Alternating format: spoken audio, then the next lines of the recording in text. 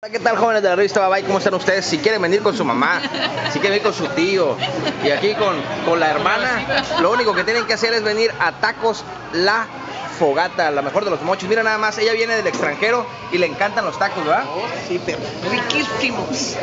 Presúmale a la gente que venga de Estados Unidos que vengan ¿a dónde? A Tacos La Fogata. Excelente. Y si quiere contratar los servicios de mi amigo, ¿dónde tiene que ir? A la vuelta de la fogata. Eso, pero díganle cómo se llama. Expresión. Eso. Y si quiere comprar muebles, Mueblería Casa Innova. pero que le apuren porque esta liquidación. Porque ya mañana, el último día, ya. Todo con el 99% de descuento.